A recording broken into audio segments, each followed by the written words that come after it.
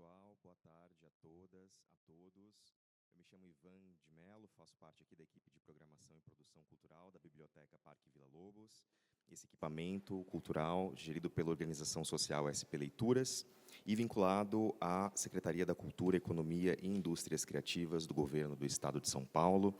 Hoje nós estamos recebendo aqui na biblioteca o nosso bate-papo Elas por Elas nas HQs, um bate-papo que faz parte da programação paralela da exposição HQ Mix, 35 anos de história, que está acontecendo aqui no segundo andar da biblioteca. Então, para quem está aqui na biblioteca hoje com a gente, já é um convite para chegar junto e participar aqui desse bate-papo, e também para o pessoal que está acompanhando a gente ao vivo, para vir conhecer, se possível, a exposição, tá bom?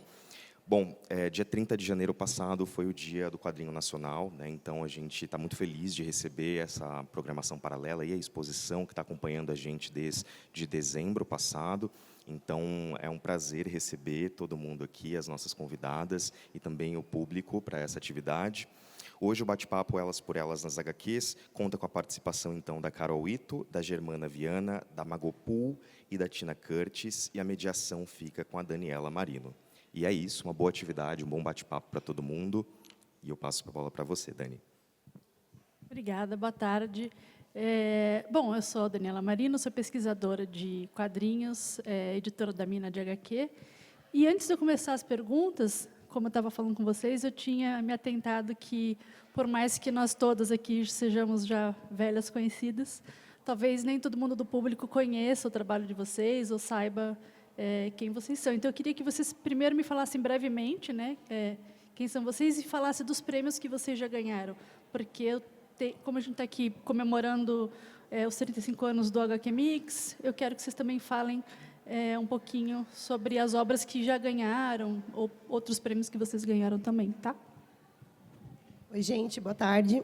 Eu sou Carol Ito, quadrinista, jornalista, e faço quadrinhos para a internet, né? Comecei fazendo para a internet, e tenho também publicações impressas. A última que venceu a HQ Mix, né? A última edição do HQ Mix, o Boy Dodói, que está ali, Histórias de Masculinidade Tóxica. Também tem outros 2 livros, né, autorais. Já ganhei... Também trabalho com jornalismo em quadrinhos, então ganhei um prêmio Vladimir Herzog na categoria Arte, por conta de uma reportagem em quadrinhos sobre vivência de mulheres na Cracolândia. E faço um monte de coisa, né? É difícil listar, mas saí na lista Forbes Under 30, quando eu tinha Under 30, agora eu tenho mais 30, que foi um surto, né? Enfim, acho que é a única pessoa pobre daquela lista. E acho que é isso. E a gente vai falando mais ao longo. Bom, gente, boa tarde. Obrigada de estar aqui com a gente. Obrigada a quem está assistindo de casa. Eu sou a Germana Viana. Eu sou roteirista e desenhista de história em quadrinhos. Eu sou autora de Nós Quatro, de Só Mais Uma História de uma Banda. Eu sou editora e uma das autoras de Gibi de Menininha, que é uma coletânea de terror e erotismo. Fui educada. E eu também faço adaptações literárias. Então, Jane Austen, Machado de Assis e Júlia Lopes de Almeida são alguns dos autores que eu adaptei. Quanto a prêmios, que a Dani pediu para a gente, eu sempre com vergonha, mas mulher não podia ter essa coisa de... A gente não pode ter esse luxo de ter vergonha de falar dos prêmios, mas a gente tem. A gente vai voltar também nessa questão aí. A gente sempre vai bater nisso. Eu já ganhei uma HQ Mix por webcomics com As Empoderadas, que foi uma HQ sobre super-heróis, né? No caso, super-heroínas, mas eu fiz muito consciente, com muita vontade, que não tivesse aquela cara de super-herói brasileiro que só bota uma roupa verde e amarela, saca? Que é cafona. É ridículo. Era muito boa, essa série era muito boa. Obrigada. E aí, As Empoderadas, eu peguei bem aquela coisa, né, de Oswald de Andrade, de misturar o nosso tempero latino e usar os conceitos dele, só que tirar a parte fascista da coisa. E aí, ganhei um prêmio no HQ Mix de webcomics por isso. Ganhei vários prêmios também, eu e as meninas do Gibi de Menininha. Meninas não, pessoas, porque nós temos 2 pessoas não binárias agora. E ganhamos... Todas as edições ganharam. Gibi de Menininha. Ganhei também pela Homenagem, que é um uns quadrinhos que eu faço com 2 amigos meus, só os quadrinhos, tá, gente? Porque eles são amigos. Eu não sou monogâmica, mas eles são, e eles já estão na brother zone. Então, só quadrinhos. Né? E ganhei também, a gente ganhou por vários números de homenagem, que é um periódico, onde a gente trabalha os 3, sou eu, né, o Laudo Ferreira e o Marcati. E eu acho que eu já falei demais, vou passar para a Tina. Olá, boa tarde. Nossa, eu estou aqui tentando lembrar assim, quem eu sou. Tina, tem biblioteca, não é? Tem sala de leitura com seu nome. Tem 2 fanzinotecas Então, públicas. Então, eu também sou fanzineira, né? Poeta, quadrinista, mas roteirista, né? Que eu não desenho. Mas eu trabalho mais com o fomento, né, do quadrinho. Então, eu tenho feira de publicações, faço ações na comunidade, enfim. Arte e educação com quadrinhos, vamos dizer assim. E também sou conselheira da Cultura Geek em São Bernardo do Campo. Então, eu brigo também por política pública, por quadrinhos.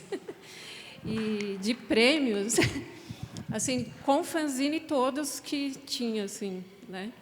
E, inclusive, o ano passado, eu me tornei mestra do quadrinho, do fanzine, primeira mestra mulher, né? Então, toda vez eu vou dar ênfase a isso, porque até então nunca teve um mestre, né? Sempre o mestre. Então, a mestra, pela Universidade de Goiás. E 2 fanzinotecas públicas. Então, a Fanzinoteca de Barueri e o Acervo Feminista no Instituto Federal Fluminense. Também organizei o livro Brasineiras, né? Agora a gente está indo para o Arte e Educação com fanzines. Estou em algumas antologias perdidas aí de quadrinhos também. Então, ano passado a gente lançou Não Se Assuste, Isso é Coisa de Mulher. E estou aí, eu participo de várias coisas, fazendo várias coisas.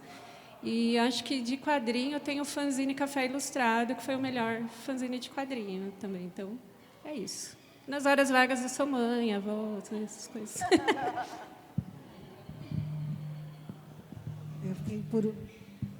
Eu fiquei por último achando que ia ser mais fácil, mas eu me ferrei, né? Porque agora o que eu falo depois disso tudo? Vou falar assim: oi, gente, também eu sou Magoa, se vocês quiserem saber de mim, é melhor dar um Google. Eu sou Magoa, eu sou quadrinista, cartunista. Acho que o meu microfone estava...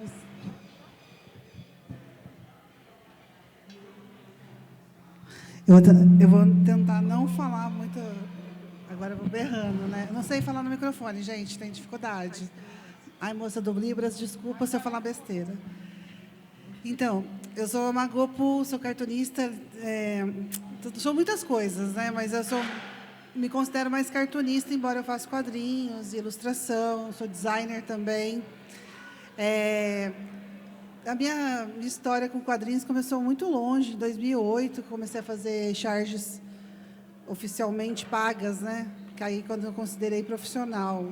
Mas eu tive um hiato gigantesco assim na minha carreira. Fui só voltar a desenhar em 2022, ou seja, bem recente. De lá para cá, eu publiquei 2 quadrinhos até agora. Um é o Bicho Selvagem, que eu publiquei em 2022, independente. E ano passado ele saiu pela Veneta, uma nova edição. O Bicho Selvagem ganhou um prêmio, Pretas Potências, em 2022, que foi um prêmio muito simbólico para mim, reconhecimento da minha comunidade. Foi também uma forma de eu ver que fazer quadrinhos ainda tinha sentido, porque como eu fiquei muito tempo sem produzir devido a trampo, a ter que me sustentar, não tinha tempo para desenhar, quando eu ganhei um prêmio, eu falei, porra, então acho que isso é viável. Mas eu vou contar para vocês o primeiro prêmio, sendo bem rápido aqui na história. Vocês acreditam que quando eu tinha 10 anos de idade, eu ganhei um prêmio do Estado de São Paulo, na época que, olha, vocês verem, agora vai entregar a idade, mas era quando eu estava implementando a nota fiscal, no Nota Fiscal Paulista.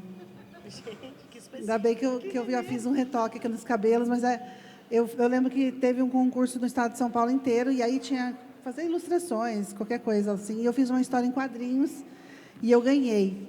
E eu ganhei um prêmio, né, em primeiro lugar. O que era o primeiro lugar? Um patins. Daqueles que amarram no sapato. Tenho cicatrizes até hoje. Graças ao governo do Estado de São Paulo, brincadeira. O prêmio foi muito importante. E é isso. Aí eu publiquei também outro quadrinho no ano passado chamado Histórias Contadas Enquanto Eu Vendia Pipoca na Esquina da Galeria de Arte, que é uma coletânea com várias histórias. E eu não vendo pipoca, é só o nome do quadrinho mesmo. E que mais? Acho que é isso. E de prêmios, assim, já foi indicado para o HQ Mix, com o Webcom também. Inclusive, quem quiser seguir meus quadrinhos, tem bastante coisa publicada online. Acho que é isso.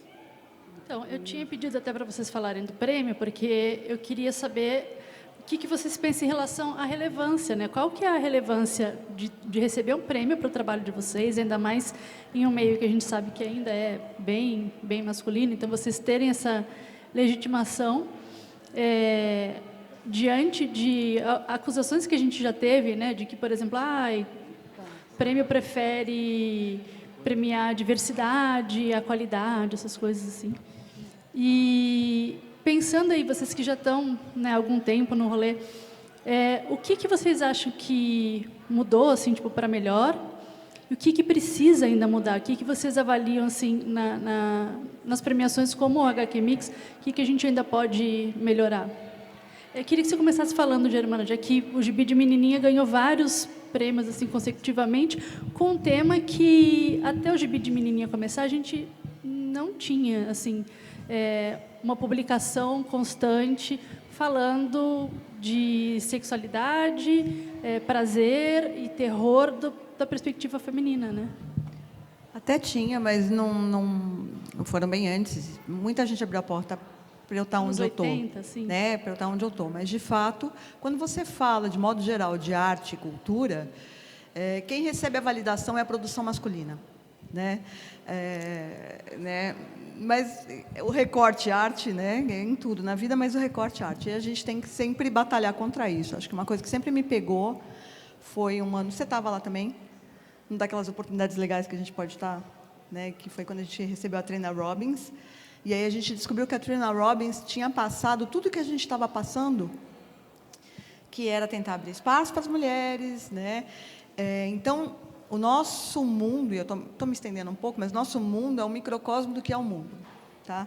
É aquela coisa, a gente tem direitos, e quando eu estou falando da gente, eu não estou falando só de mulheres, eu estou falando de qualquer pessoa que não seja um homem branco, cis e hétero. Né? A gente tem direitos, a gente tem espaço, a gente pode falar... até a segunda página, até ter um tremorzinho no chão, entendeu? Isso serve para tudo, e a mesma coisa para quadrinhos.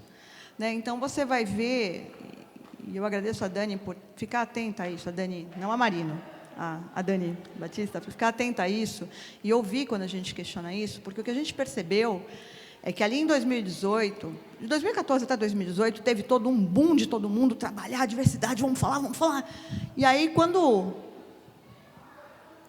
o bosta do Bolsonaro, desculpa, gente, é isso. Finalmente saiu do governo, a galera falou assim, pronto, agora não precisa mais. Agora pode voltar ao normal agora, não precisa mais dar espaço para o povo, não. E aí a gente sentiu de novo que a gente foi jogadinho ali para o cantinho. E aí toda uma galera fez um barulho, vamos fazer acontecer, vamos mostrar a gente está aqui. E o HQ Mix e todos os lugares voltaram a escutar a gente e ver que tem que estar abrindo espaço e que não. Eu não me dou nem ao trabalho de responder quando alguém fala está premiando pela diversidade, não pela qualidade. E, em parte, por que é importante um prêmio nesse sentido? Porque eu posso chegar numa premiação da Dani, eu já reverto uma premiação do HQ Mix em... Como a gente está no mundo capitalista, a gente ainda não conseguiu derrubar o patriarcado, o capitalismo, né? Então, como a gente está no capitalismo, eu consigo reverter o prêmio em dinheiro, em venda, dentro da perspectiva de uma autora independente, né? Ou quase independente. Né? Mas se eu falo, olha, isso aqui a gente ganhou um prêmio por esse gibi, a pessoa certamente leva. Saca? Isso é muito legal em qualquer evento. Mas, mais do que isso, eu posso chegar em cima de um palco, onde tem vários dos meus colegas, alguns que conhecem meu trabalho, outros que não, e falar assim, o meu primeiro gibi de menininha, que sou eu e mais 13 mulheres, na época não só mulheres, a gente está indo para a 4ª reimpressão. Então, toda vez que alguém falar quadrinho de mulher não vende, lembra da gente. Toda vez que falarem assim para você, terror... Essa semana passada, um autor de quadrinhos, não vou falar o nome, hein? Eu acho que até você não foi malvado comigo, mas vamos lá. Chegou para mim e falou assim, quando viu um gibi meu que é mais pro erótico. Eu, no começo de carreira, eu fazia muita coisa erótica. Eu falei, eu faço agora de propósito. Né? Então, eu posso ser assim, bitch, com um prêmio. Entendeu? Então, é importante o prêmio. Por que a gente pode ser bitch? A palavra é bitch, premiada. Né? E, ao mesmo tempo, eu também reverto em vendas, já que era uma coisa que premiações não conseguiam fazer aqui no Brasil, né? Porque a gente tem muito mais qualidade de produção do que uma qualidade de modo de vida como produtor de quadrinhos ou como pessoa envolvida com quadrinhos, e já está começando a ter isso, né? Eu reverto em vendas. E, ao mesmo tempo, eu posso chegar e falar isso, que todos os meus gibis de menininha, meus e das minhas amigas e pessoas amigas que estão comigo, né? O primeiro está indo para a 4ª reimpressão, o segundo está indo para a 2ª reimpressão, sabe? A gente bateu meta lindamente, ou chegou muito perto de bater a meta de produção desse mais recente, que é o Damas da Noite, que a gente não estava conseguindo porque rede social nenhuma entregava, né, as publicações, mas aí quando a gente foi para o Blue Sky, aí a galera descobriu. Mas agora já estou viajando, gente, é isso. Você sente a mesma coisa, Carol, em relação à premiação? Você já percebeu isso também?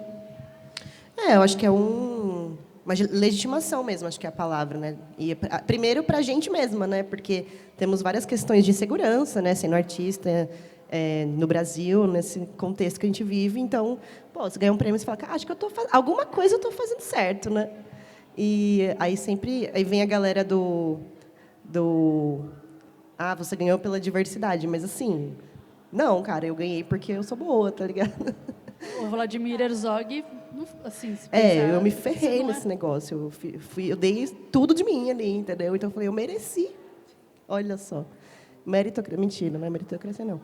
Mas, para a gente mesmo, é importante, né? Como se afirmar como artista. Até pouco tempo atrás, eu nem falava que eu era artista, né? Eu falava que eu era jornalista e fazia quadrinhos.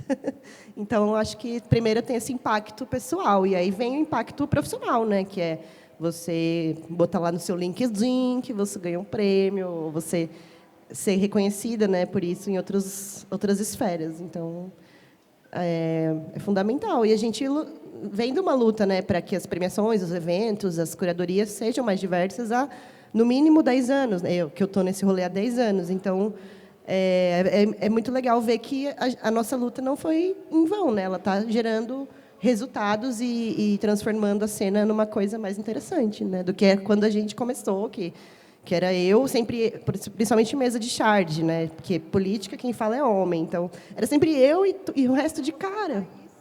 Eu, Thaís e e outras que desistiram no caminho, mas era muito chato assim, ficar sempre a única mulher falando disso. E hoje é diferente. Marins?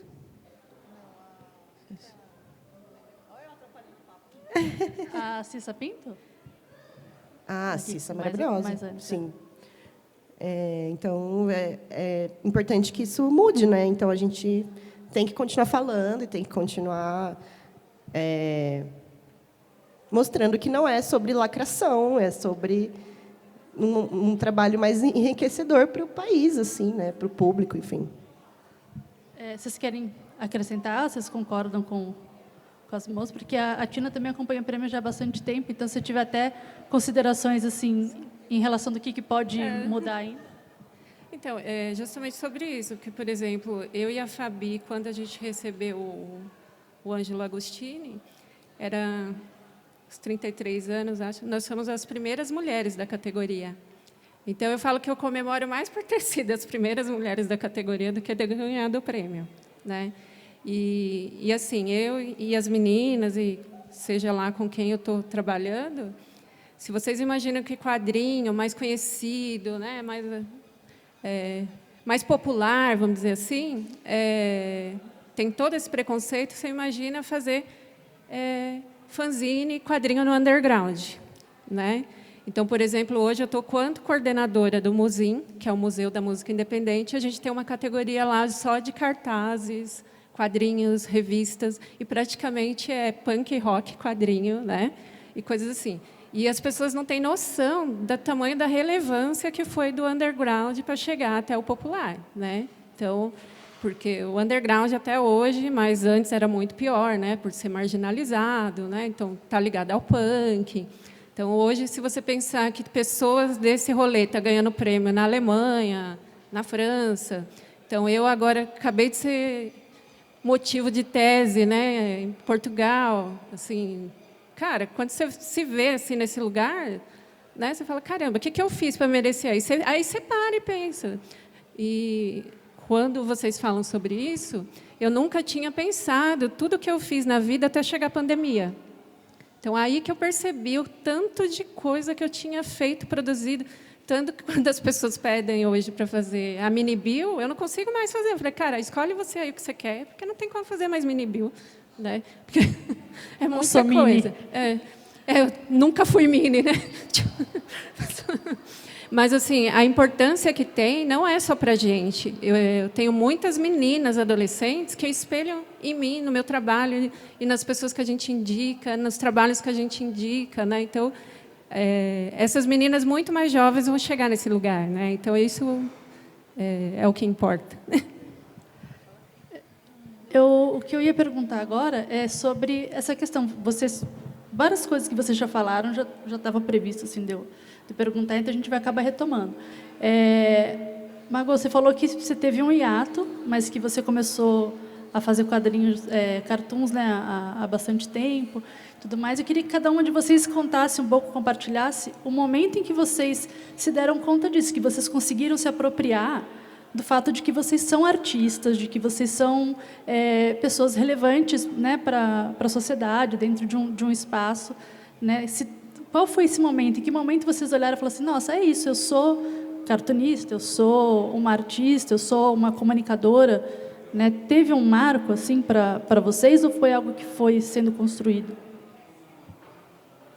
Eu acho que toda vez que eu faço terapia, eu respondo essa pergunta e me aproprio disso, porque a gente, desde criança, quando você desenha e você é criança, você é incentivado a desenhar. Quando você faz 11 anos, os pais já começam, não é bem assim, vamos aprender a fazer matemática mais. E aí, as crianças que continuam desenhando, pelo menos no meu recorte do que eu vim, né, da minha família que eu vim, a gente não tem espaço para ser artista numa família que tem 4 desempregados, sabe? Então, tipo, grande parte da minha história, infelizmente, é uma pessoa que teve que se afastar dessas coisas de arte, assim, porque não cabia, não podia, não dava para ser. E aí eu fui começar a me apropriar disso quando eu comecei a ter uma situação financeira melhor. Porque aí eu fiz faculdade, tal, me formei, comecei a ter um emprego que dava um pouco mais de estabilidade financeira para mim.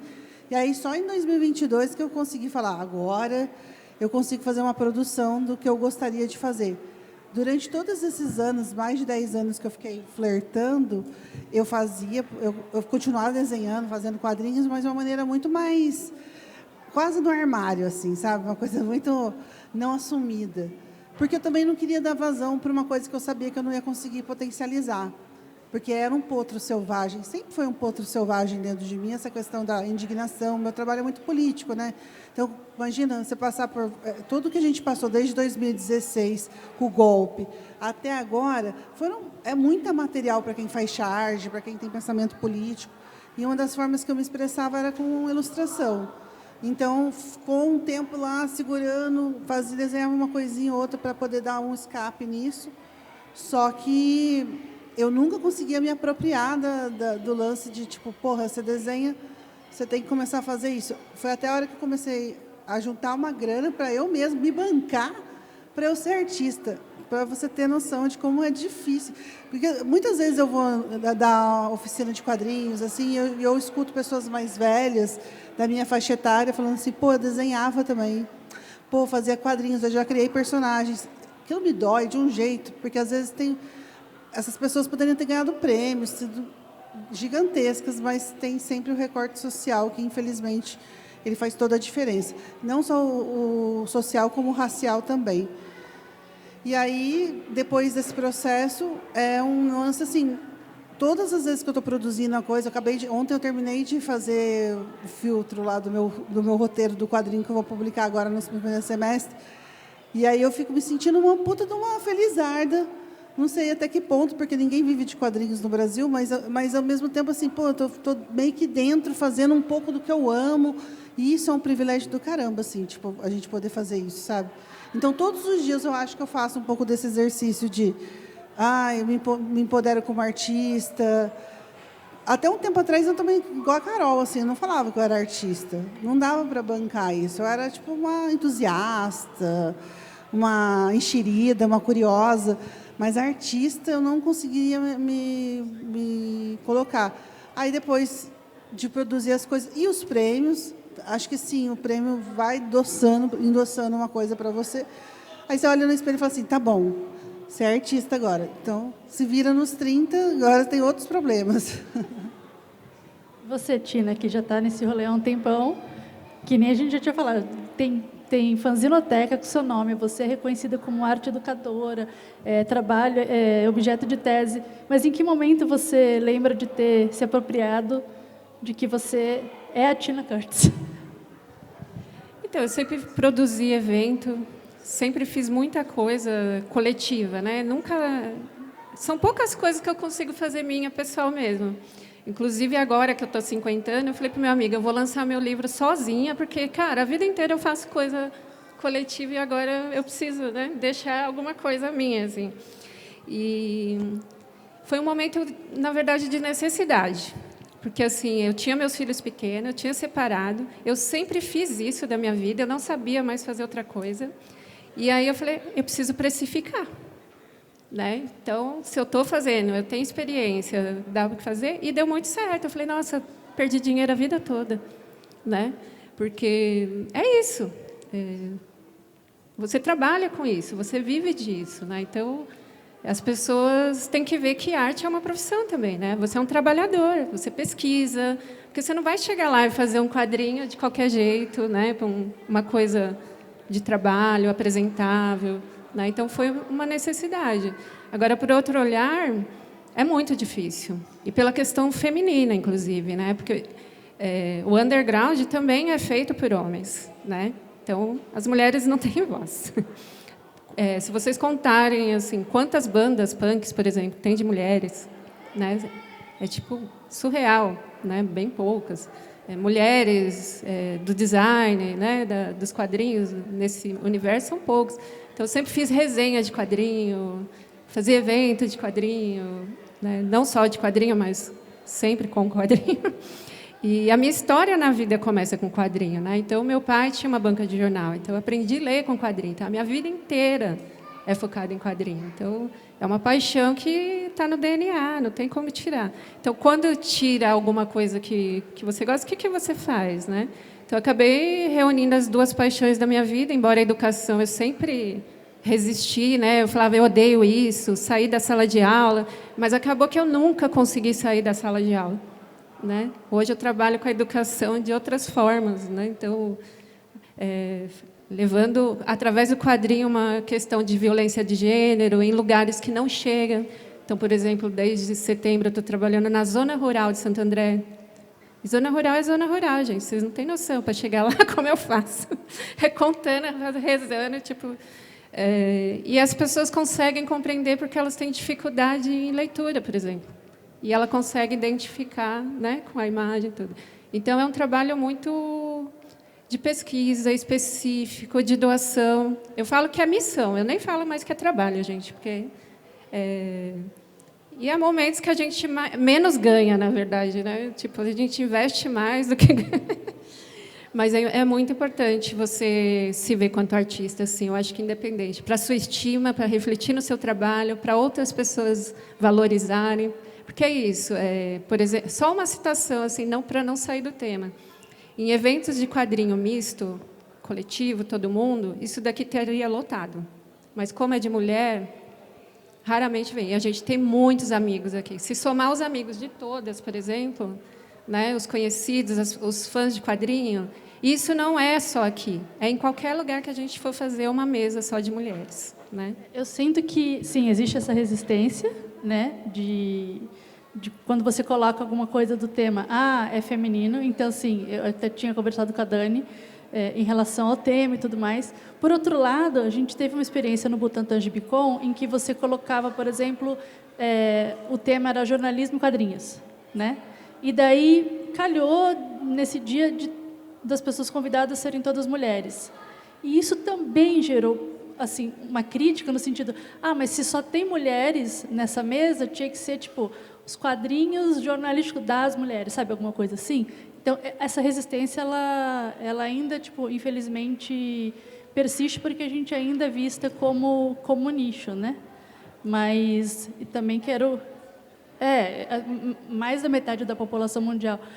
E eu quero depois retomar isso também, mas por que eu estou perguntando, né, dessa questão de vocês se apropriarem como artistas, né? Porque eu sei que eu, Carol e Germana estivemos no 2º evento presencial do Ladies Comics, e a Germana puxou uma discussão no final do evento de que a gente percebeu ao longo dos dias que estávamos lá, foi dias muito cheios, em que só mulheres estavam à frente das mesas, e todas elas, né, sem exceção, quando iam falar dos seus trabalhos, elas falavam num tom depreciativo, ou falavam de si num tom depreciativo. Então, a Germana puxou a orelha, né, de todas as mulheres, falou, olha, a gente tem que se apropriar dessa ideia de que nós somos tão artistas quanto qualquer pessoa e tudo mais.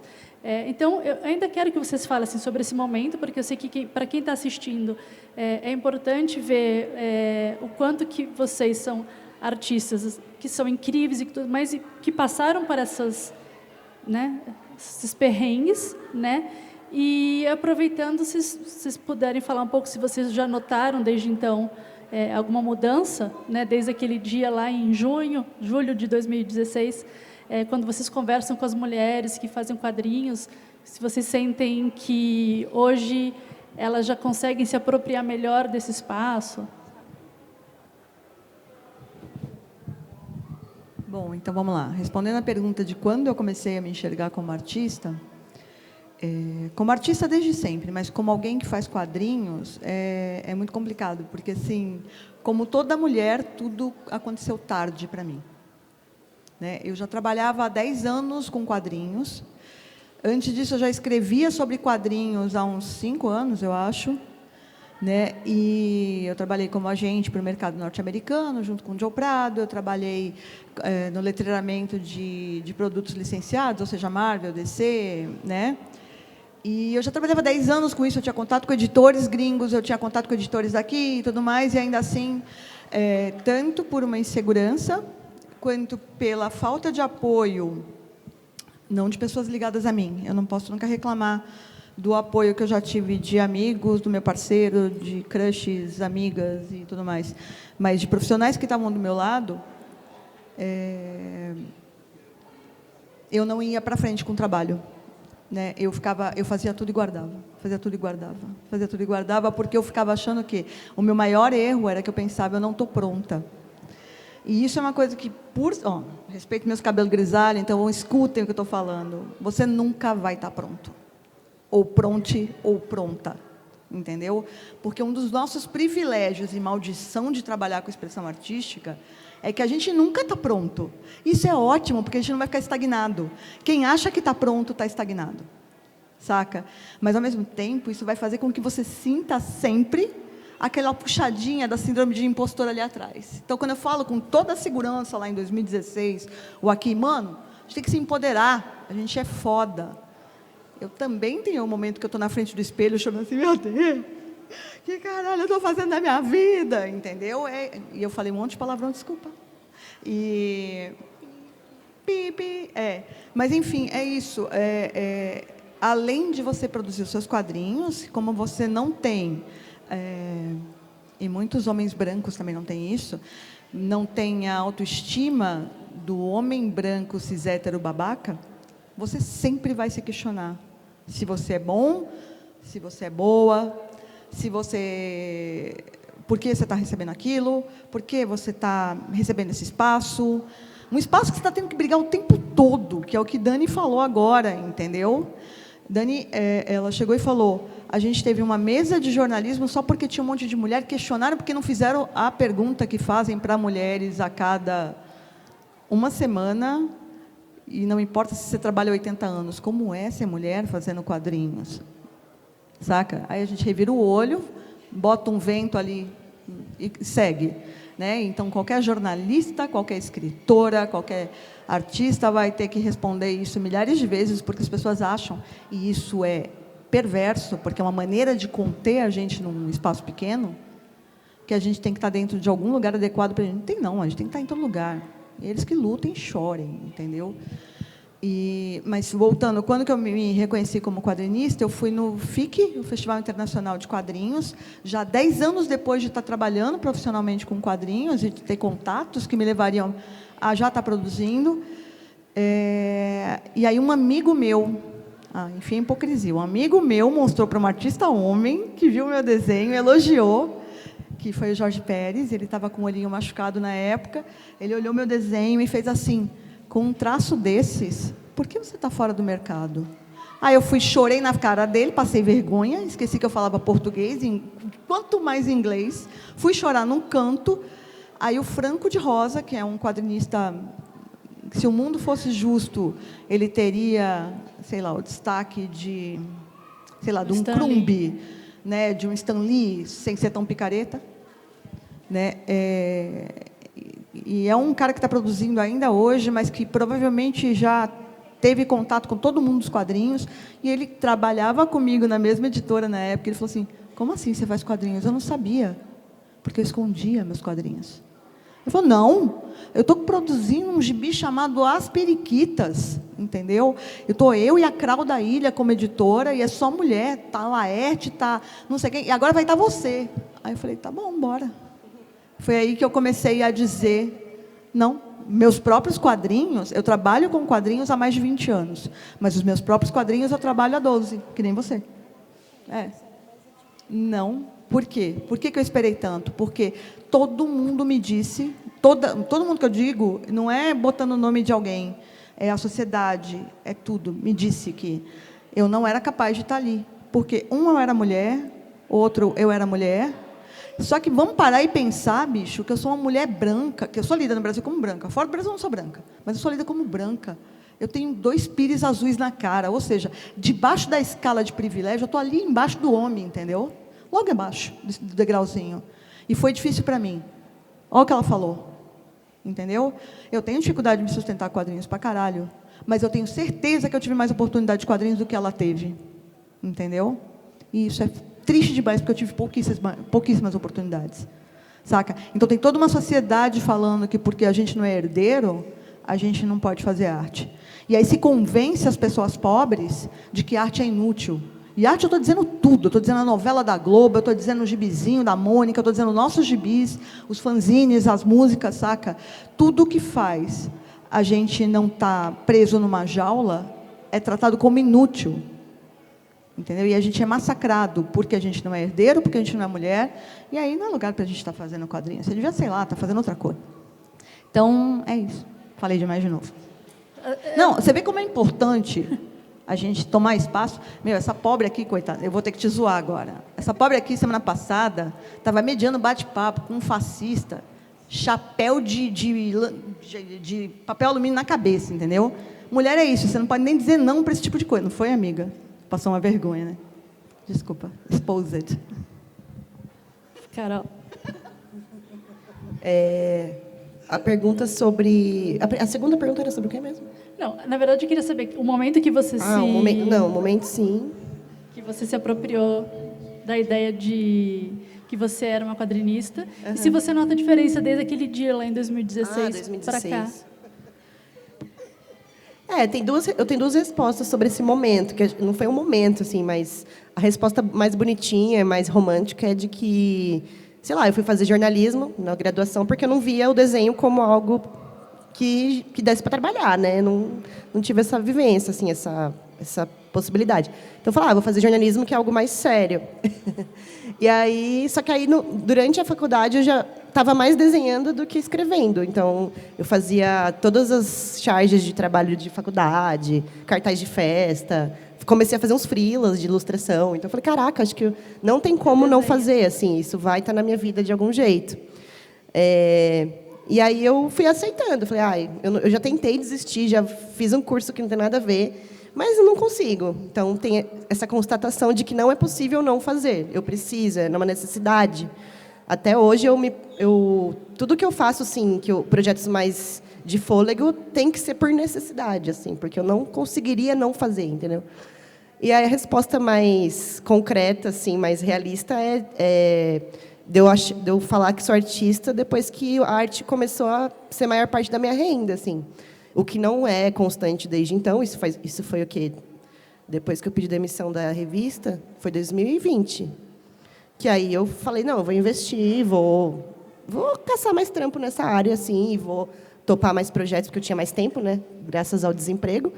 E aí foi quando eu falei, não, acho que eu posso dizer que sou artista, porque isso compõe boa parte da minha renda, sabe? Você nota a diferença de 2016 para cá em relação às mulheres se posicionando como artistas também? Sim, acho que melhorou bastante, né? Do começo, acho que esse próprio evento do Ladies Comics foi bem importante para a gente se motivar, né? Falar, cara, eu quero estar aqui de novo, eu quero continuar trocando ideia com a galera, sabe? Então, mas eu acho que eu pessoalmente acho que mudou muito, assim, os eventos, né? As curadorias estão muito mais diversas e é uma paz, é um alívio, né? Você sabe que vai num evento e não vai passar nervoso, né? Porque antes a gente ia falar, você não vai ser a essa única curadoria mulher naquela... eu sou a única mulher, ou sei lá, tem pouquíssima mulher. E a gente sempre ficava, né? Vamos ter que brigar de novo, que saco. Mas, enfim, acho que essa parte está bem mais confortável, assim. Ainda tem questões, mas no começo era muito mais difícil, né? Sabe que essas falas de vocês me remeteram a um relatório do LinkedIn, porque, assim, se vocês repararem, vocês 4 associaram o momento em que vocês se colocaram como artistas, de alguma forma, com algum reconhecimento relacionado ao capital, né, à renda, né? Você foi a Periquitas, né, que foi uma validação de alguém que já estava no mercado há mais tempo falando que você era boa naquilo e tal. Mas é que eu acho isso bem recorrente, assim, de que mulheres falam assim, a partir do momento que eu consegui pagar minhas contas, com isso eu passei a me considerar, então, uma profissional. E por que me remeteu ao relatório do LinkedIn? Porque eu não acho que os homens cis, hétero, branco, eles só se consideram artistas a partir do momento que eles estão sendo validados financeiramente, ou mesmo por um prêmio. Isso eu acho que vem muito antes. E esse dado do relatório mostrava o quê? Que homens cis, eles se candidatam a vagas de emprego quando eles têm 60%, quando eles preenchem 60% dos requisitos daquela vaga.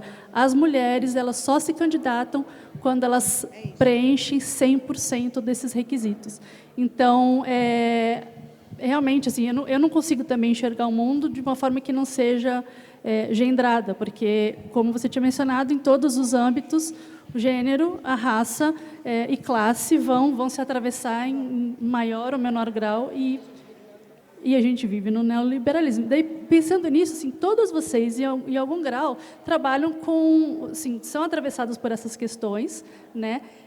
E vocês transmitem isso no trabalho de vocês. Eu não lembro de ter um trabalho de vocês que não tenha alguma questão social ou política, né, ou alguma coisa assim nesse sentido. Então, eu queria que vocês me falassem dos desafios de se trabalhar já, por exemplo, porque já sendo mulher já tem aquela coisa de os temas que as mulheres podem ou não falar, né? Porque, bom, eu estava com a Carol na defesa do mestrado dela, e ela ouviu de um dos avaliadores que as mulheres teriam mais destaque no mercado no dia que elas começassem a fazer coisas mais universais, né? Obrigada por me lembrar disso. Eu nunca esqueço, porque é isso, né? A gente é lembrado disso o tempo todo, que existe uma coisa que é universal, que é o homem branco, europeu, etc. E tal. Ele é a medida de todas as coisas, tudo que é diferente é nichado. Então, a mulher ela vai falar de temas, como também a gente já ouviu, mais psicológicos, e daí a gente tem a gente tem gibi de menininha. Vai falar de temas mais fofinhos, daí a gente tem a Carol falando Siriricas Tristes, né? Bicho Selvagem, os fanzines da Tina. Então, quais são os desafios de se trabalhar com questões políticas e sociais? É possível dissociar a questão política do trabalho, ou é desejável isso, de alguma forma? Quer começar, Mago? Quero, Estava porque falando disso, né, hoje. a gente estava falando disso. Infelizmente, eu gostaria muito de não precisar falar de racismo.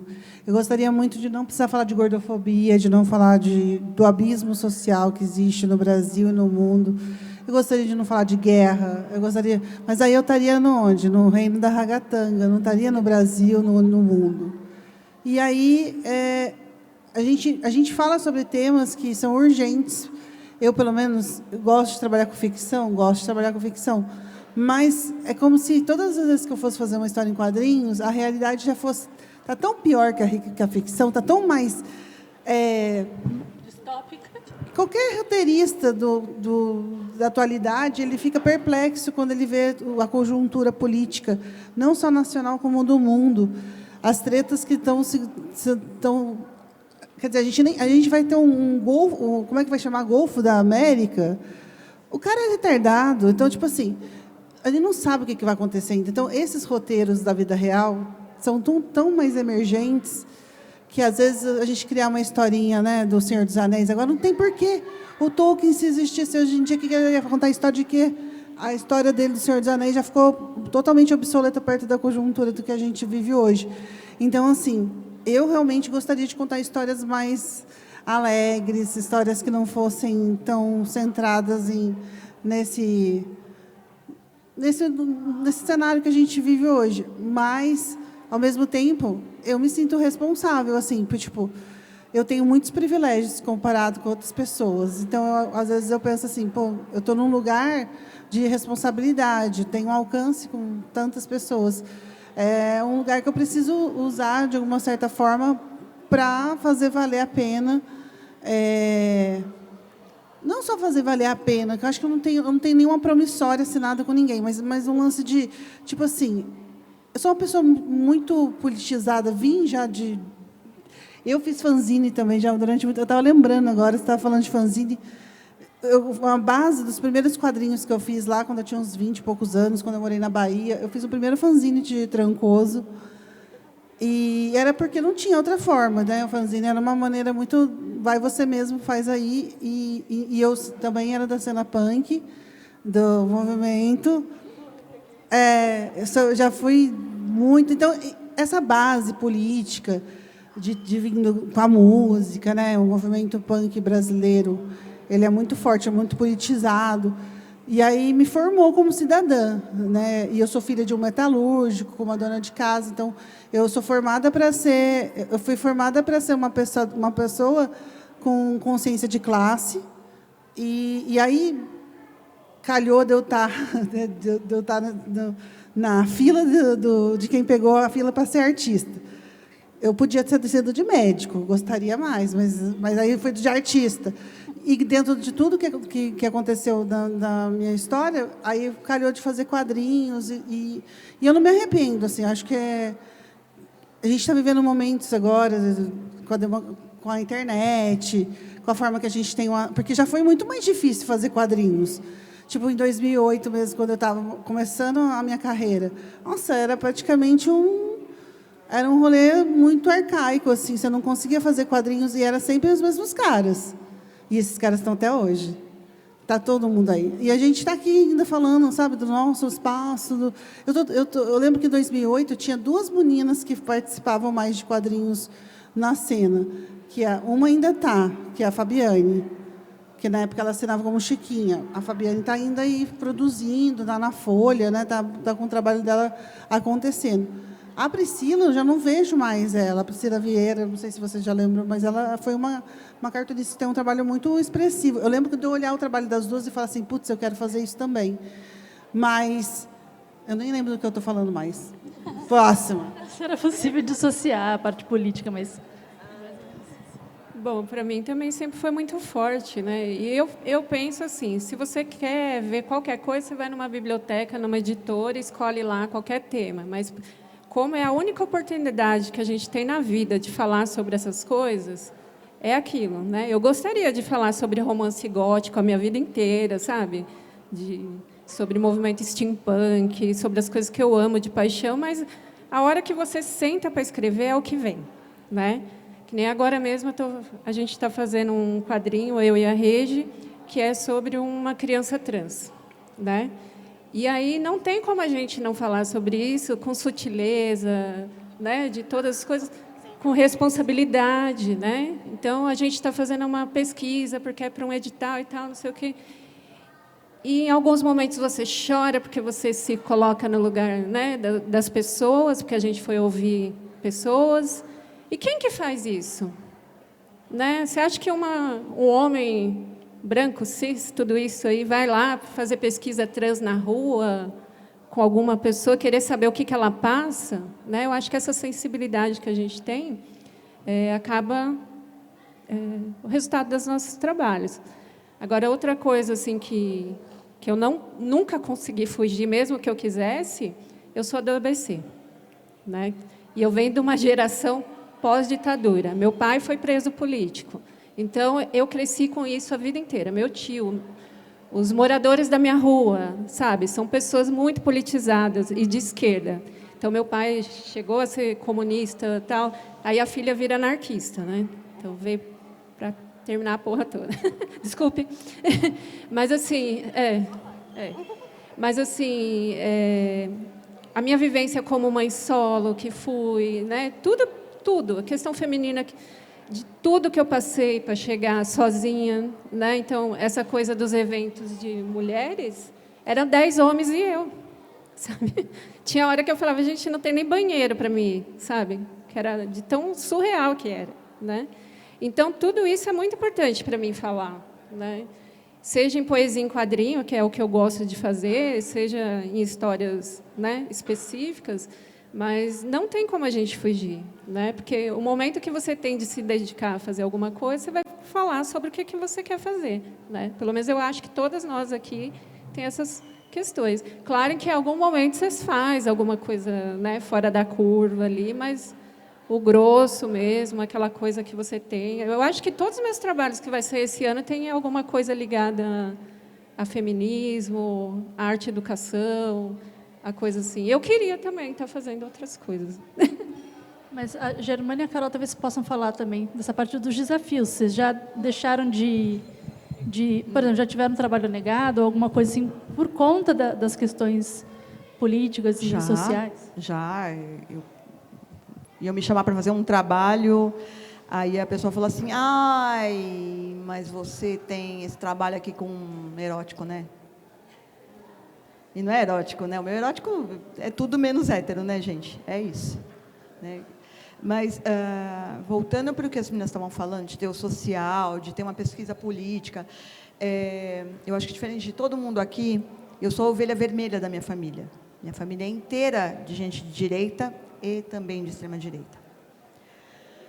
Tirando eu, um primo e uma filha de um primo meu, o resto. Então, nadar contra a maré, para mim, é quarta-feira. Entendeu? Mas tem uma coisa que eu percebo, ela e elas duas, elas sabem pegar um tema pesado e fazer a denúncia. Eu não sou tão boa nisso. Eu sou boa em te enganar para você achar que você está lendo uma coisa fofa e no meio achar a denúncia. Entendeu? Então, dificilmente você vai pegar um gibi meu que ele diretamente está falando de uma luta. Mas no meu gibi vai ter tinha um amigo meu que falava, que já morreu já, e ele falava assim, você é perigosa. Porque eu comecei a ler seu gibi e agora eu estou sentindo que eu tenho que defender mulher e gay. Eu falei, é isso, eu consegui. Lise Bordello, gente. Lise Bordello, se você falar que é um quadrinho de ficção. Científica, né? E humor. Científica e humor. Mas está lá, assim, Tá você lá. não tem como dissociar da sua produção. O próprio Nós Quatro, que eu trouxe hoje, que são historinhas queers que se passam no final dos anos 50. É uma novela. Eu quis fazer uma novelinha queer. E eu até chamava de sitcom, com pitadas de putaria fofinha e Agatha Christie. Mas aí um hater foi lá na internet e falou assim, isso é uma pornô chanchada, e eu adorei. Eu adorei isso, porque o hater foi decolonial e ainda me fez vender mais gibi, cara. Que eu comentei, o hater chamou de pornô chanchada. Só que aí acontece, o pessoal vai e compra porque tem putaria. Quem não gosta de putaria? Tem gente que não gosta. Desculpa, Aces, amo vocês. Então, tem ex que gosta de putaria.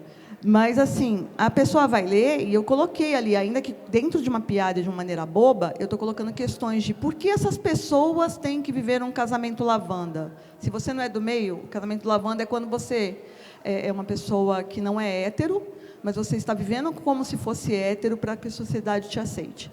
Por exemplo, pouquíssimas mulheres são como eu, né, especialmente na minha idade, eu sou uma mulher de 52 anos, que se assume bissexual num relacionamento não monogâmico, entendeu? Então, eu tenho meu parceiro que está aqui, ele está ciente de tudo isso, e eu tenho minhas crushes. E está tudo bem, ele está ciente, a carinha dele, né? Tranquilamente. Né? Então, quando eu coloco isso de maneira engraçada, né, e é o que a Dani falou, eu coloco numa história de sci-fi com humor, eu coloco numa novelinha romântica, eu coloco numa história de terror e putaria, né? Tem um grande fator, que é o fato de que, Germana, você é muito corajosa. Não, não sou, eu sou sem noção, como vocês viram agora há pouco, a gafe que eu cometi, entendeu? Então, além da coragem, não é coragem, é falta de noção. Mas tem uma parte, assim, eu tenho uma noção que eu tenho é que eu não sou boa fazendo denúncia, mas eu sou boa naturalizando coisas que deveriam ser naturais. E eu sou boa puxando para você pensar assim, porra, é verdade, isso não está legal. Então, o próprio Empoderadas teve um momento que eu gosto muito de dividir, que foi um moleque que chegou para mim, e eu chamo de moleque porque, como eu disse, sou velha, um moleque devia ter uns 20 anos, ele falou assim, eu adorei porque é de super-herói, só que não é feminista, né? Eu falei, cara, então eu errei muito se você não enxergou o feminismo ali. Ele falou, não, é que, eu tenho uma pancadaria, tem uma história legal, eu fiquei querendo saber o que ia acontecer. Né? Aí eu parei e fiz assim, mas você reparou que a menininha chinesa, ela até agora não contou para os pais que ela é lésbica? É verdade. Eu falei, aí, tem feminismo e tem questão LGBT aí. Ele, E você reparou que a mãe de família, ela perdeu o emprego, apesar de ser uma contadora melhor do que o marido, porque ela teve filhos? Isso aconteceu com minha mãe, isso também é feminismo? Eu falei, O feminismo está fazendo com que a gente possa ter condições iguais a um homem. E aí o moleque, cara, hoje em dia, pensa num menino politizado, entendeu? Então, enquanto elas vão fazer isso com muitas pessoas, eu vou fazer com uma. Mas eu vou fazer com aquela que você nem pensava que ia estar ali do lado da gente. Porque quando a gente fala mal de homem branco, cis e hétero, a gente não está falando de você que sabe que errou, porque a gente também errou. Né? A gente errou, a gente também foi criado nessa educação machista. E elitista e burra, entendeu? Mas a gente está falando do cara que já sacou que essa merda está acontecendo, mas continua escolhendo ser alguém que não é nosso aliado, saca? E isso elas conseguem fazer te jogando assim, isso aqui, eu não consigo fazer isso, eu não sou tão boa quanto elas nisso, mas eu sou boa de te enganar e fazer você achar que você está se divertindo e terminar pensando, puta merda, entendeu? É isso, falei demais de novo. Desafios. Eu lembrei de uma anedota que você já te contei, mas eu acho que eu nunca tive problema assim de perder trabalho ou coisa do tipo, mas eu tive problema às vezes de ser empurrada demais para esse lugar, que às vezes esse lugar da militância e tal, tipo, que vai sempre existir, qualquer coisa que eu faça, sei lá, um cartoon ou um livro, vai ter feminismo, vai ter militância mas de algum. Mas às vezes você não quer. Não, e vai ter, não tem nem como não querer ou não fazer isso, vai estar ali, porque eu sou mulher, eu tenho esse lugar na sociedade, então qualquer coisa que eu escreva, que eu desenhe, vai trazer essa questão. Mas, por exemplo, quando eu estava começando no jornalismo em quadrinhos, um quadrinista, né, já com certo renome, falou assim, mas eu acho que você devia só fazer trabalho sobre mulheres, porque aí é um lugar que eu não posso entrar. Tipo, é uma coisa que eu não posso fazer, porque eu sou um homem branco, e lá. E eu falei, mas e se eu quiser fazer reportagem sobre outras coisas? Tipo, eu sou jornalista, me interesso por vários assuntos, né? Ele, não, mas aí eu estou falando uma estratégia para o seu trabalho. E calhou, não que eu levei a sério o que ele disse, porque achei chato, mas calha que você acaba ficando marcada nesse lugar, né, do nicho, e é aquela discussão que a gente sempre tem, né? Pessoa para falar de assuntos, sei lá, geopolítica, ou, enfim, coisas mais universais, digamos assim, tem os caras. Então, a gente acaba entrando mais no mercado com esses temas também. O que não é correto, assim, não é justo, mas acontece, né? A gente sabe. E me incomoda também, é uma coisa que eu provoco a mim mesma, mas, ao mesmo tempo, é inevitável a gente não trazer isso para o trabalho, né? E aí eu estava comentando com o Magô, que até em outra cena artística do rap, por exemplo, tem um reality na Netflix que chama Nova Cena, que é um reality para achar um novo rapper do momento, assim, né? E tinha uma mana lá, que ficou entre as finalistas, que ela era preta e indígena, né? Preta e indígena. E ela fala sobre isso na música, uma música bem militante, assim, bem política, e é uma ótima rapper, inclusive. E aí, quando foram limar ela do programa, falaram assim, você é muito além dos seus recortes, a gente quer ver mais de você. Não só sobre... você não pode se definir pelos seus recortes. Aí eu fiquei, uai... Mas é isso que diferencia ela dos outros, que são caras que falam de, sei lá, ostentação, cachaça e drogas. E ela estava lá falando de ser uma mana preta, indígena e brasileira, entendeu? E isso foi usado como um demérito, sacou? Então, é um jogo que a gente está sempre perdendo, sabe? É a sua tirinha. A gente está sempre perdendo se a gente é sempre colocada nesse lugar, e a gente se perde se a gente não se coloca nesse lugar. Então, é cruel, assim, no fim. É o que denuncia o American Fiction, não sei se todo mundo assistiu, mas é exatamente isso, né? Ele para quem não assistiu, ele é um escritor negro que manja de filosofia e de outros assuntos universais. E outros assuntos tidos como universais, e ele não consegue vender, ele não consegue ser reconhecido, nunca é chamado para bate-papos para falar sobre aquilo que ele é especialista, ele não é reconhecido como autoridade nos grandes pensadores. Então, ele, muito revoltado, faz lá um livro, ele fala então, porque as pessoas querem ver o gueto, querem ver aquele estereótipo, né, quer ver as mazelas, aquela pornografia da dor, né, de ver o negro naquele lugar de sofrimento. Você tem que falar sobre escravidão, você tem que falar sobre desgraça, morte e drogas. E daí ele vai fazer isso de um jeito completamente estereotipado e raso, e daí ganha todos os prêmios, porque daí ele é colocado nesse lugar de, olha, está falando de um negócio importante e tal, mas fique aí, né? E conversando com outros artistas, a gente sabe que é assim. Eu converso muito com o Jefferson Costa, ele fala isso também, de que se você tem um quadrinho sobre ficção científica, steampunk, por exemplo, que ele tem, vai vender muito menos do que qualquer outro quadrinho que ele vai abordar racismo. E, às vezes, as pessoas que são atravessadas por esses assuntos querem falar de outros assuntos. A gente quer falar também de inteligência artificial, a gente quer falar também sobre processo criativo, a gente quer falar sobre outras questões que não sejam só os nossos recortes, né? Inclusive, eu tenho interesse nisso também, nos processos criativos, porque toda vez que eu converso com artistas, eu acho muito curioso como os processos são muito diversos, né? Tem gente que gosta de cheirar o papel, passar a mão, sentir a textura. Tem gente que não consegue fazer no digital, antes de ir para o digital, precisa fazer tudo no papel. Então, agora eu queria que vocês falassem se vocês têm uma rotina de trabalho, né? Como que é essa rotina, e como que é esse ritual, se vocês têm um ritual, como que é o processo criativo de vocês, desde o momento da concepção, assim, de uma ideia, ou de um pedido, né? Até a finalização. Eu queria que vocês me falassem um pouquinho. Você quer falar, Tina? Você nunca começa?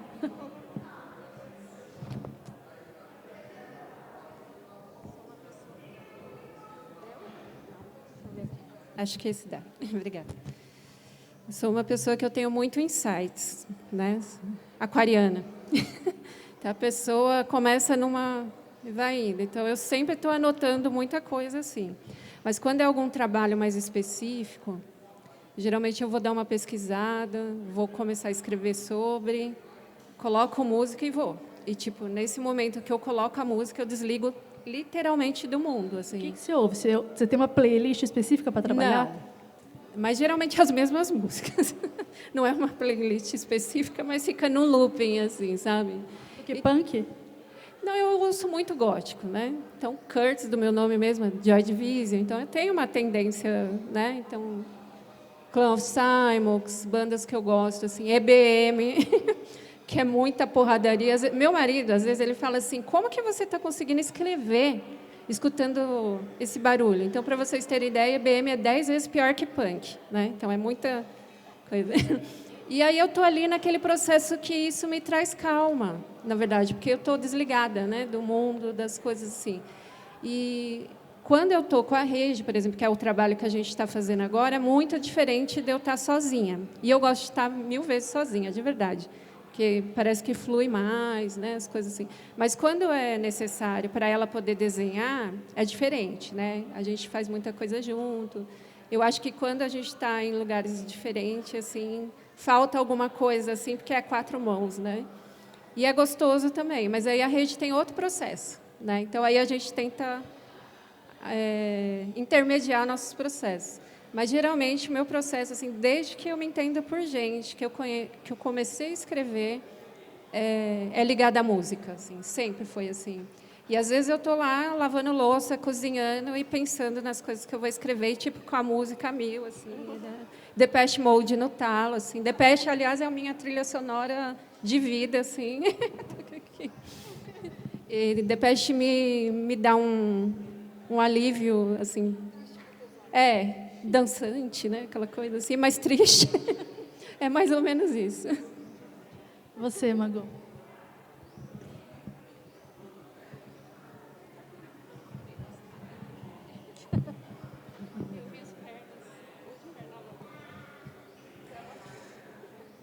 Eu não tenho uma... depende do dia. Eu sou bipolar, né? Diagnosticada. Então, cada dia eu tenho um humor. E aí, daquele dia, o que eu consumisse... Às vezes eu vejo... O Bicho Selvagem foi criado por causa de uma notícia da TV. Eu assisti um jornal e aí estava passando que eu moro em São Paulo, no interior de São Paulo, em São José dos Campos.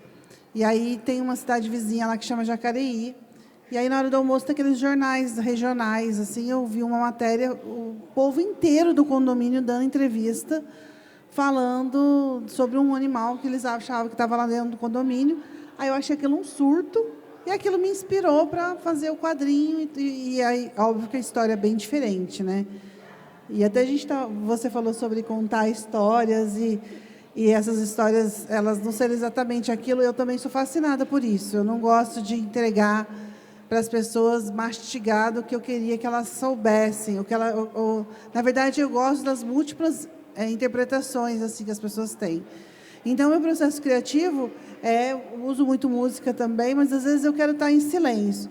Por exemplo, como eu estou fazendo uma história sobre violência policial, eu tive que assistir muita coisa de polícia militar, assistir muito podcast, assistir coisa fazer pesquisa em deep web, assim, aquilo me fez muito mal mesmo, assim, tô achando até que a virose que eu tive deve ter sido disso, porque aquilo, mas assim, era muito importante que eu tivesse essa imersão, porque como eu não conheço muitos PMs, né, não tenho amizade, não vou no churrasco na casa de ninguém, aí, tipo assim, ficava inviável ficar fazendo personagens que fossem policiais e que não tivessem mínimo baseamento na verdade, assim, ficasse parecendo um Capitão Nascimento misturado com, sei lá, um Darth Vader. Não dava para ser isso. Aí eu precisava, e aí daí eu fiz a pesquisa, e aí no processo criativo entra esse momento de estar compenetrada ali, de entender como funciona, de fazer... Aí eu fui fazer umas coisas meio jornalísticas também, de tentar entrevistar alguns policiais, mas isso aí não é um processo criativo, realmente foi um processo de pesquisa. Só que nesse período que eu estava muito, né, deprê fazendo essa pesquisa, porque realmente essa pesquisa me deixou mal, aí eu precisava de coisas mais legais, assim, para fazer um contraponto. Então eu ia assistir algum filme para desbaratinar. E, às vezes, eu estou assistindo um filme e estou desenhando, ou escrevendo. Eu tenho, às vezes, essa necessidade de estar fazendo várias coisas ao mesmo tempo. Então, vai depender muito do dia. Nesse momento, o meu processo criativo está sendo muito assim. O editor fala, você tem que entregar amanhã. Aí o processo criativo lasca em mim, entendeu? É assim que o meu processo criativo está sendo. É uma coisa meio caótica. E você, Carol? Eu estava pensando... Cada trabalho é uma coisa, mas, no geral... Acho que a única coisa que eu faço com antecedência e calma é sofrer. Aí o resto eu deixo para a última hora. O processo criativo aí, quando não sofrer. tem mais prazo, eu entrego, entendeu? Mas eu sofro bastante. Eu estou tentando me convencer de que ficar fazendo nada não é procrastinação, é criatividade. Sim, mas no começo eu ficava, gente, quando eu não era artista, eu ficava zoando a galera. Eu falava, nossa, esse povo é muito dramático, né? Ah, a pessoa vai fazer um quadrinho e fica lá. Nossa, 1000 crises existenciais. Agora eu sou essa pessoa. E eu não posso mais julgar um amiguinho. Então, e aí eu me culpava. Eu ficava, nossa, não é possível procrastinar tanto, ficar caçando coisa nada a ver para não fazer o que tem que fazer. Mas agora eu entendo que faz parte, que tem que ter esse tempo, senão nada acontece também. Mas quando você fica nesse processo que você disse que está procrastinando, as coisas estão acontecendo ali na sua cabeça? Tipo, você está pensando no projeto, ou não? Você Não, dissocia? é obsessivo. Só que você não controla, então não tem como você falar, agora eu vou pensar sobre, entendeu? Você tem que fazer outra coisa, você tem que dar uma desencanada. Pelo menos eu sou assim. Dificilmente eu sento, não, agora eu vou fazer. Tipo, aí, sei lá, eu estou fazendo outra coisa, eu tive uma ideia, aí eu me empolgo e vou lá e escrevo, sabe? Então, Mas até recentemente você fazia muito mais no papel, não? eu troquei, agora eu estou digitalizada. Então, são processos muito diferentes, eu imagino. Eu não mas assim... Eu ainda estou me adaptando, faz um mês só, né? Então, não sei como vai ser um quadrinho grande, assim, né? Mas... Ele agiliza ou assim, você demora mais ou menos para fazer no... Agiliza. O quê? iPad? iPad, Tá, agiliza, sim. E eu acho que a maior vantagem é não gerar papel, tá ligado? Porque eu não trato bem meus originais. E eu não tenho mais espaço na minha casa para papel. Então, acho que essa é a maior vantagem, por enquanto. Não tem que escanear, usa borracha. Enfim, você usa o Ctrl+Z loucamente, o que é um pouco louco, né? Você também passou esse processo, né? Assim, de começar desenhando mais no papel e depois ir para o digital. Eu amo o meu iPad, porque meu iPad é meu Moleskine com Ctrl+Z, entendeu? É isso. Então, não tem muita diferença. Seria legal que todo artista tivesse a possibilidade de desenhar todo dia no papel e depois desenhar todo dia no digital. E aí eles escolhem, porque, na realidade, não tem diferença. Agora, o método de trabalho, no meu caso, eu sou uma criatura muito caótica, né? Então, eu tenho que ter uma rotina certinha de produção para mim. Ela é flexível, mas eu vou acordar 7 horas da manhã, subir na bicicleta ergométrica, assistir um doraminha de desgraça ou terror, entendeu? Porque eu não vejo os de amor, eu só gosto de crime. Amiga, tem tantos, depois passa a lista. Tem umas maravilhosas. De terror, crime ou desgraça, entendeu? Aí eu fico calma, e aí eu começo o dia. Aí, na hora que eu sento para escrever, eu preciso de música. Porém, não pode ter letra. Para escrever, eu preciso de música. Tem que ser um Coltrane, tem que ser alguma coisa. Ai, como ele é chique, Coltrane. Não, na mesma hora, daqui a pouco eu estou ouvindo a Pablo Vittar quando eu estou desenhando, entendeu? Não tenho a menor frescura, porque para mim não existe essa babaquice de arte maior, arte menor. É só a música que não tem falas, que eu não vou ficar cantando junto, aí eu consigo escrever, porque se eu cantar junto, acabou a atenção, minha atenção me abandona assim loucamente, né? Jovens são tratados como TDAH. Velhos aprendem a lidar com isso, e foi uma merda, mas a gente aprendeu a lidar e vamos embora, entendeu? Para desenhar, hoje em dia, Dani, eu vou direto desde que eu ganhei o iPad, eu vou direto nele, eu não preciso mais fazer um esboço no papel. Agora, eu gosto muito de escrever no papel. Então, é mais fácil eu estar com um caderninho escrevendo um roteiro no papel do que desenhando no caderninho. Eu me forço a desenhar no caderninho porque eu quero que a minha mão continue fazendo o mesmo traço, seja no caderno, quanto no iPad, ou quanto no digital. A resistência é diferente, né? Então... Não é nem a de resistência, é a facilidade que você tem no iPad de simplesmente ter o Ctrl+Z. Aí você só faz de qualquer jeito, e depois aí só recorta essa cara que ficou alta demais nesse pescoço, abaixa um pouquinho, entendeu? E acabou. Quando você tem prazo, não. Você manda isso para as piques e vamos embora. Prazo está na raba, nós vamos fazer o que precisa, entendeu? Agora, quando você tem tempo para desenvolver, é legal você ter esse cuidado de desenhar a coisa na proporção certa e tudo mais, né? Como é que eu trabalho? Quando é o meu trabalho autoral, mesmo que eu vá desenhar, eu escrevo esse roteiro como se fosse para outra pessoa, porque pessoa caótica, que se não tiver um mapinha para seguir, vai, daqui a pouco, está fazendo outra coisa, e não por causa do ócio criativo, e sim porque simplesmente uma borboleta dourada, entendeu? Então, eu tenho que ter essas regrinhas para mim. Quando eu sou muito contratada para fazer adaptação literária, aí eu faço aquilo que a gente fazia na faculdade ou mesmo na escola, de fazer o fichamento do livro e, a partir daí, desenvolver, achar quais... Tipo, eu adaptei Razão e Sensibilidade da Jane Austen. Cortei uns 8 bailes dali, entendeu? Porque Jane Austen é dedo no ui, gritaria e baile. E ela é maravilhosa, entendeu? E ela era perfeita para a época, porque ela estava questionando o papel da mulher como a gente está hoje. Só que, naquela época, ela tinha as restrições de que um dos trabalhos de mulher era ser esposa, o único. Né? Então, ela estava dentro daquelas limitações para escrever as histórias dela. Mas ela tem um senso de humor formidável, e isso eu tento trazer. Agora, na hora de fazer uma adaptação, você vai fazer esses cortes, entendeu? Então, aí eu faço esse fichamento, aí, a partir daí, escrever o roteiro como se fosse para alguém, porque, se eu deixar só nas ideias, vai virar o caos. E aí, desenhar é desenhar, gente. Aí, desenhar, eu desenho que nem criança, né? Todo mundo tem a prancheta, tá? Eu desenho que nem criança, deitada no chão, sentada no sofá assistindo, sei lá, Hilda Furacão. Aí eu faço yoga para isso, amiga. A yoga está ali para isso, entendeu? Para você poder desenhar assim, saca? Para poder ver, assim, se a gata deitar no colo, você vai ficar torta desenhando do mesmo jeito. Se a cachorra deitar no colo... Né? Aí não tem muita coisa. Agora, eu sou brutal, inclusive comigo, com prazos. Né? Quem trabalha comigo sabe que tem que fazer assim. E eu acho lindo isso, não existir um método certo para se trabalhar. Você viu que são 4 métodos diferentes. Quando eu trabalho na homenagem com os meninos são o Laudo Ferreira e o Marcati, cada um tem um jeito de trabalhar. Eu tenho que escrever todo o meu roteiro. Laudo escreve todo o roteiro dele em thumbs, porque ele não tem como, ele não consegue separar o espaço de balão, então ele tem que colocar desde o começo.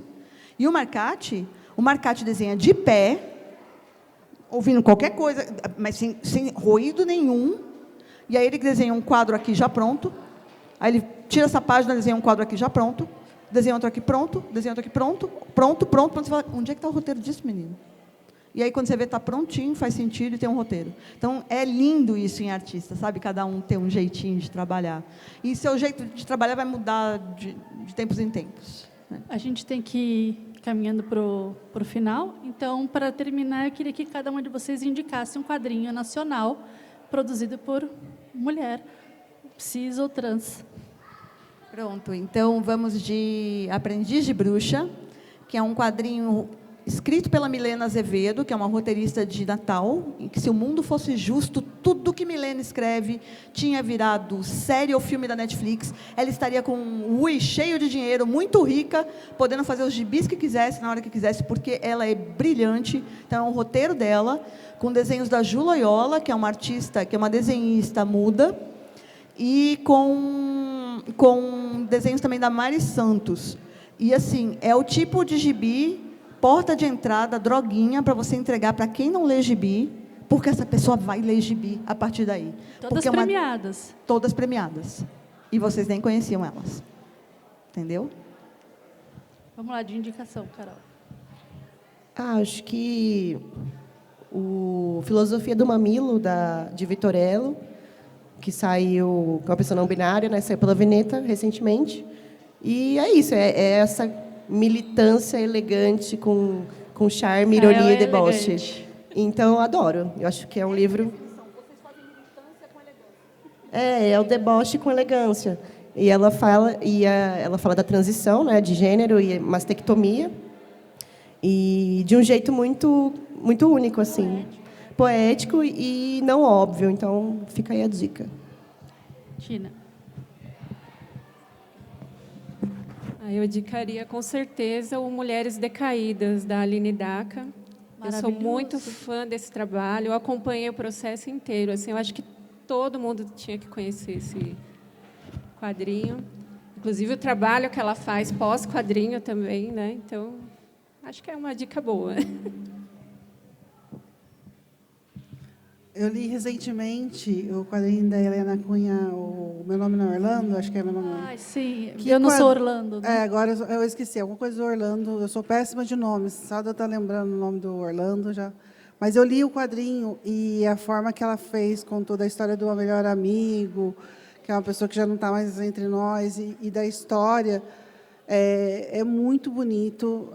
O roteiro é bem traçado, a forma que ela conduz a história real e a história do personagem do livro.